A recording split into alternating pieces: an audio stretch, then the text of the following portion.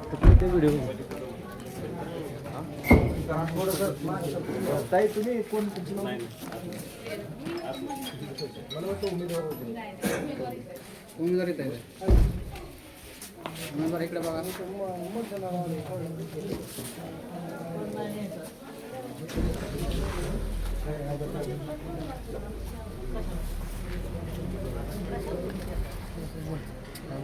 काही त्रास बाबासाहेब आंबेडकरांनी सगळ्यांना मिळवून दिलेलं आहे आणि आपल्या हक्कासाठी लढणं हे आपलं नागरिकाचं कर्तव्य आहे. म्हणून मतदान हे प्रत्येकाने करावं असं माझं म्हणणं आहे. कसं बघता जिल्हा परिषद आणि पंचायत समितीची जी निवडणूक आहे हां, ती किती महत्त्वपूर्ण आहे आपल्या ग्रामीण भागाच्या विकासासाठी किती महत्त्वपूर्ण आहे? महत्त्वपूर्ण म्हणजे ग्रामीण विकास व्हायचा असेल तर ही जिल्हा परिषद आणि पंचायत समिती यांनी लक्षपूर्वक काम करावं आणि लोकांच्या अडीअडचणी रस्ते किंवा काय जी असलेली खेड्यातली माणसं किंवा दवाखान्याची सोय म्हणा किंवा लोकांच्या रस्त्याची सोय म्हणा किंवा राहायची ही करायला पाहिजे असं माझं म्हणणं आहे. आता तुम्ही हे वयाची 60 वर्ष उलटून गेलेत. आपण एकंदरीत कितीतरी निवडणुका आपण पार पडताना बघितलेल्या. ती निवडणूक जी आहे आत्ताची आज मतदान प्रक्रिया पार पडते 8 ते 9 वर्षानंतर प्रक्रिया पार पडते. काय एवढा विलंब झाल्यानंतर आज आपण 8 ते 9 वर्षानंतर जिल्हा परिषद पंचायत समितीची निवडणूक आपण मतदान करतोय बरोबर ना? काय फरक काय जाणवला? फरक काय जाणवला नाही, शासन ठप्प झालं. अच्छा, झेडपीचे म्हणजे जे हे होते का नाही मेंबर्स ते फिरले नाहीत, आले नाहीत, काय नाही. त्याच्यामुळं विकास थांबतो. आणि काय आहे, मी वयाच्या 18व्या वर्षीपासून म्हणजे मी स्वतः उभा राहिलो होतो ग्रामपंचायतीला वयाच्या 18व्या वर्षी. नमस्कार, मी प्रमोद सस्ते. आज जिल्हा परिषद पंचायत समितीची निवडणूक मतदान प्रक्रिया पार पडत असताना आपण गुणवरे येथील मतदान केंद्रावरती आलेलो. आपल्यासोबत बोलण्यासाठी एक आजी आहे. नमस्कार आजी. नमस्कार. नमस्कार. काय नाव आहे आपलं? अच्छा, मतदान केलं का आपण? केलं बघू, दाखवा जरा. हे इकडे असं दाखवायचं. बघा, ठीक आहे. वयास आज किती वय आहे आजी तुमचं? आता वय काय तसं पहिल्यापासून आपल्याला सांगता येत नाही तरी 60 मतदान तुम्ही किती वेळा केलं आतापर्यंत? लय वेळा केले. भरपूर वेळा हा, केलं. भरपूर वेळा. मतदान का करावं लोकांनी? आता बघा, आता ती नाही केल्यावर मेल्या दाखल असतो. अच्छा, म्हणजे जिवंत असल्याचा पुरावा मतदान आहे. आणि लोकशाही प्रक्रियेमध्ये आपण जर नाही मतदान केलं तर आपण मेल्या प्रमाण झालं. नक्कीच नक्की झालं का नाही? नक्की अतिशय योग्य बोललात तुम्ही.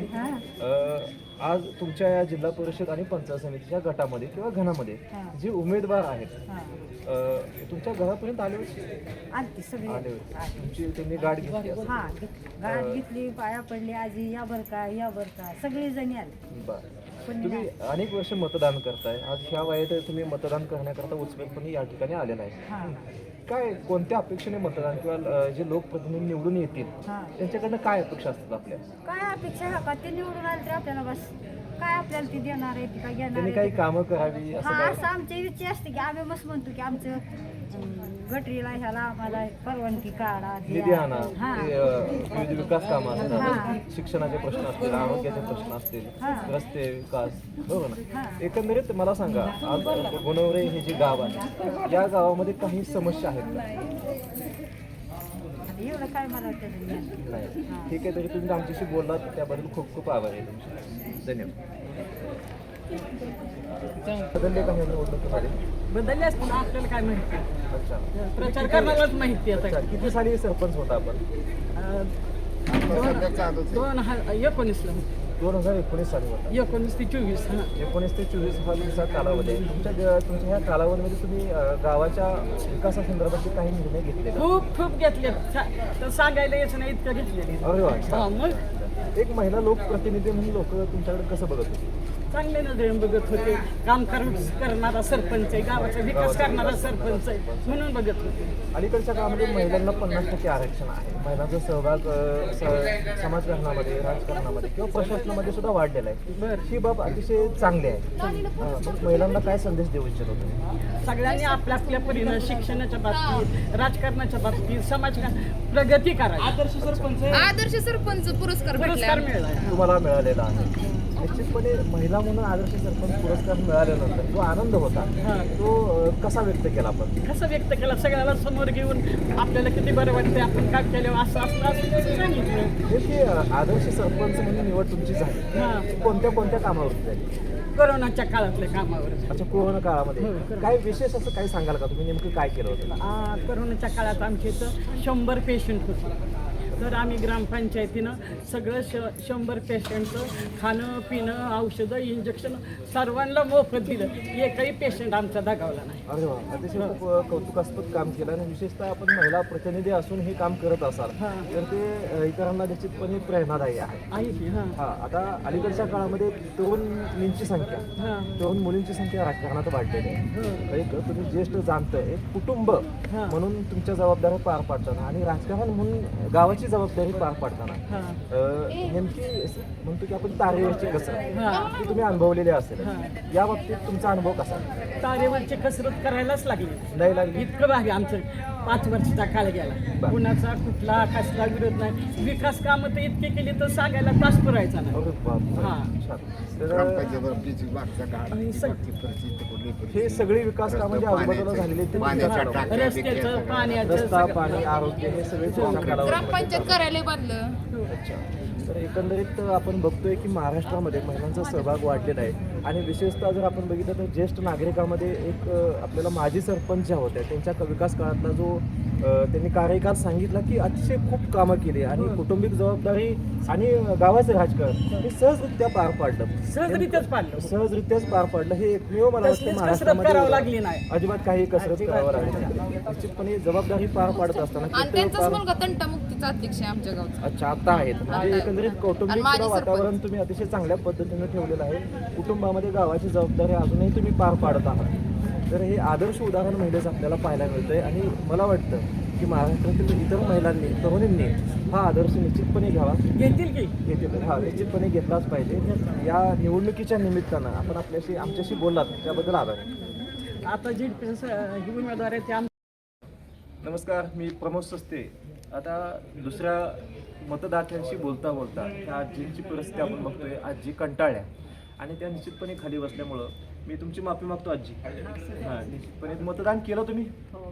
दाखवा जरा सर्वांना असं निश्चितपणे दाखवा. हे असं उलट उलट उलट. हां, काय वाटतं एवढ्या या वयामध्ये सुद्धा तुम्ही मतदानाला आलेला आहे, उत्स्फूर्तपणे प्रतिसाद तुम्ही ह्या मतदानाला केलेला आहे. काय वाटतं तुमची पहिली प्रतिक्रिया काय आहे? कशाला बुडवायचं कशाला मग? बुडवायचं कशाला? हा नाही बुडवायचं. निश्चितपणे मत महत्वाचं आहे. आहे आपण तोपर्यंत द्यायचं. अच्छा, मतदान केल्यानं काय नेमका फायदा होतो का?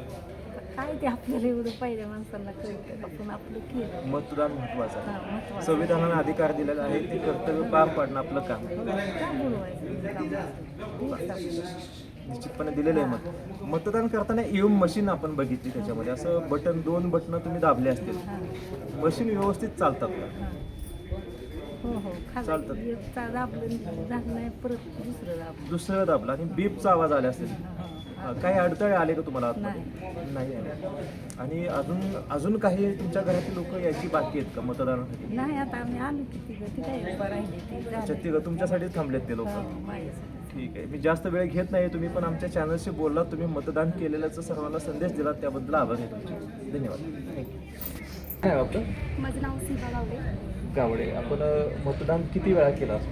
मी आजपर्यंत 3 वेळा केलेलं आहे. जिल्हा परिषद पंचायत समितीला जवळजवळ 8 ते 9 वर्षानंतर मतदान आपण करत आहात. हां काय नेमकं पहिलं प्रतिक्रिया काय तुमची येते? म्हणजे साधारण जिल्हा परिषद आणि पंचायत समितीच्या निवडणुका दर 5 वर्षांना होतात, परंतु ती लांबल्यामुळं 8 ते 9 वर्ष झालेले आहेत. ह्या विलंबामुळं काही विकास कामं किंवा तुमच्या इकडचे जे निधी आहेत, काही प्रकल्प आहेत ते रखडलेले आहेत का? तसं काही नाही आहे पण रस्ता वगैरे चांगला पाहिजे. अच्छा, रस्ता आम्ही आत्ता येताना पवारवाडी मार्गे इथून आलो. खूप खराब रस्ता आहे. हां खूपच जास्त खराब आहे. गोखळीपासून रस्ता तरी इथपर्यंत रस्ता खूपच खराब खराब आहे. आहे. अजून काही प्रश्न आहेत का इकडे? अजून गटरी वगैरे स्वच्छता नाही आहे. स्वच्छता नाही आहे. तुम्ही शिक्षण काय घेता? मी फार्म झाली आहे. M.Pharm झालेलं आहे. एक युवा तरुणी म्हणून कसं बघता, म्हणजे जे लोकप्रतिनिधी आहेत किंवा तालुकास्तरीय लोकप्रतिनिधी असतील, देशाचे ज्येष्ठ नेते असतील, राज्याचं नेतृत्व करतात, देशाचं नेतृत्व करतात, हे राजकारण आणि तुमचं जे शिक्षण आहे किंवा ज्या तुमच्या अपेक्षा असतात याच्यामध्ये काही असं फरक जाणवतो का? आहे फरक जाणवतो. हां, म्हणजे काय साधारण तुमचे जे प्रश्न असतात त्या प्रश्नांना न्याय मिळण्याकरता नेमकं ह्यांच्या शेवटी सत्ता हे साधन आहे. सत्तेच्याच माध्यमातून लोकांचे प्रश्न सोडवणं हे काम असतं आणि तुमचे विविध प्रश्न असतात किंवा तुमच्या वेगवेगळ्या अपेक्षा असतात, शिक्षणाच्या असो, नोकरीच्या असो, भविष्याच्या असो. ह्यामागे तुमच्या ज्या अपेक्षा आहेत त्या पूर्ण न होण्यामागे सत्ता कारण असू शकतं. हां, मग ह्याच्यामध्ये तुमचा अनुभव काय? यामध्ये अजून तरी मी कधी अनुभव नाही घेतला, पण असं का आपले प्रश्न लवकरात लवकर सुटले पाहिजे. सुटले पाहिजेत. अच्छा, तुमच्यासोबत वहिनी आहेत? हां, ह्या माझ्या वहिनी. नमस्कार ताई. काय नाव आहे आपलं? अच्छा, आपण गृहिणी आहात? मेडिकल शॉप आहे, म्हणजे स्वतः तुम्ही स्वावलंबी आहात, स्वतःचा व्यवसाय आहे तुमचा. किती वर्ष झाला व्यवसाय करता? 7 वर्ष झालं. ह्या जिल्हा परिषद पंचायत समितीच्या निवडणुकीकडे कसं बघताय आपण? म्हणजे विकास झाला पाहिजे निश्चितपणे. आज सुशिक्षित तुम्ही नागरिक आहात, जागरूक नागरिक आहात. गुणवरे हा जो गट आणि गण आहे, म्हणजे बरड गटांतर्गतच हा येतोय गुणवऱ्यामध्ये. गुणवऱ्यामध्ये नेमकं कसा बदल व्हावा अपेक्षित आहे तुम्हाला? हां, अच्छा, स्वच्छतेचा विषय आहे. नाही नाही नाही, बोला तुम्ही. तुम्हाला संपूर्ण अधिकार आहे, अभिव्यक्ती स्वातंत्र्य आहे आणि आम्ही चौथा स्तंभ तुमच्यासोबत आहोत. एकंदरीत विकास त्यांनी करावा का नाही करावा हा त्यांचा अभिव्यक्ती स्वातंत्र्याचा भाग आहे. आणि शाळा व्यवस्थित, शाळा, आपल्या पाठीमागची शाळा जी बघतायत, शिक्षणाचे प्रश्न आहेत, आरोग्याचे प्रश्न आहेत, त्याच्यात उपलब्ध झाले पाहिजे. उपलब्ध झाले, डिजिटल आहे आणि अलीकडच्या काळामध्ये AI टेक्नॉलॉजी आपल्याला बघतोय. शिक्षणाच्या धोरणात्मक बदल होणं आवश्यक आहे आणि मुळात सुशिक्षित वर्गातून ही मागणी आहे. आरोग्याचे प्रश्न, रस्त्याचे प्रश्न आपण बोलला. एकंदरीत जागतिक स्तरावरती आता आपण सुशिक्षित आहात म्हणून तुम्हाला वेगळा प्रश्न विचारतो. जागतिक आव्हानं जी आहेत व्यावसायिक दृष्टिकोनातून आपल्याला काही जाणवतं. ग्रामीण भागाची अर्थव्यवस्था कमजोर होते का स्ट्रॉंग होते? पूर्ण कमजोर आहे. मनी सर्क्युलेशन जर आपल्याला चांगल्या पद्धतीने व्हावं असं वाटत असेल तर नेमकं काय केलं पाहिजे? धोरणात्मक बदल काय झाले पाहिजेत शासनाने? अच्छा, गुन्ह्यावरती दारूबंदी व्हावी तुमची अपेक्षा? हां, निश्चितपणे. पर्सनली हां, निश्चितपणे एक महिला म्हणून तुम्ही बोलू शकता, दुसरे असं कोणी बोलू शकत नाही. तुमचं मी तुमचं अभिनंदन करेन. या चॅनलच्या माध्यमातून मी प्रथम तुमचं अभिनंदन करेन की हा अतिशय संवेदनशील विषय आहे आणि कुटुंबांचा प्रश्न असतो सगळ्यांचा. हां, खूप मोठ्या प्रमाणात आहे इकडे आणि ते निश्चितपणे हा बदल. 18 वर्षाच्या खालची मुलं आहारी गेलेत त्याचे, त्यांचं बघून मी आत्ताची पिढी काय करणार? निश्चित काहीच करू शकत नाही. तरुण पिढीला कुठलीही दिशा नाही इकडे आणि ह्या प्रश्नावरती निश्चितपणे मला वाटतं सर्वांनी, तालुक्याचे असो, गावातले असो किंवा स्थानिक नेते असो, त्यांनी हा विषय हाती घेणं आवश्यक आहे. आज तुम्ही आरोग्य क्षेत्रामध्ये म्हणजे तुमचं मेडिकल आहे, निश्चितपणे हां, डॉक्टरांच्या शेजारी आहे. तुम्ही रोज अनेकांशीच जे ग्राहक येतात त्यांच्याशी बोलत असतात. सामाजिक समस्या, सगळ्या समस्या तुमच्यासमोर येत असतात. एक महिला म्हणून येथील ज्या महिला आहेत त्यांच्या कुठल्या समस्या प्रामुख्याने तुम्हाला जाणवतात? जास्त इथल्या महिलांच्या त्या दारूबंदी तेवढीच मोठी समस्या सगळ्यात जास्त तेवढ्याच सगळ्यात महिला तसं तो प्राथमिक प्रश्न आहे इथला आणि तो सुटला पाहिजे. मग काय दारूबंदी, ते गटारी बंदी वगैरे जास्त तो नंतरचा पण प्राथमिक स्वरूपात दारूबंदी झाली पाहिजे. सगळ्यात पहिल्यांदा तो विषय झाला ना तर महिला इथल्या गुन्ह्यात नक्कीच. दुसरं काही ठीक आहे, धन्यवाद. आपण आपल्या चॅनलशी अगदी धाडसारी बोललात आणि इथला जो प्रश्न आहे तो उपस्थित केलात आणि हे फक्त महिला आणि विशेषतः सुशिक्षित महिला जो म्हणतो आपण ते तुम्हीच करू शकता आणि ते या ठिकाणी झालेलं आहे. माझ्या मते आमच्या चौथ्या स्तंभाचा जो विषय आहे की लोकांच्या प्रश्नाला वाचा फोडणं, पण आम्ही ते एकटे करू शकत नाही. निश्चित आपण एक जागरूक नागरिक म्हणून ह्या प्रश्नाला वाचा फोडली त्याबद्दल तुमचं मी अभिनंदन करतो, कौतुक करतो आणि हा प्रश्न सोडवण्यासाठी निश्चितपणे जोपर्यंत हा प्रश्न पूर्णतः सुटत नाही तोपर्यंत आम्ही निश्चितपणे या प्रश्नाचा पाठपुरावा करू. आपण आपल्या मतदान झाल्यानंतर, मला वाटतं तुमचं मतदान झालेलं आहे, आमच्या दर्शकांना दाखवा तुम्ही मतदान झालेलं आहे. निश्चितपणे तुम्हीही मतदान करा आणि जास्तीत जास्त मतदान केलं तरच लोकप्रतिनिधीचे हात मजबूत होतात, विकासाला गती येते. हे या निमित्तानं मला सर्वांना सांगावं वाटतं. धन्यवाद. आपण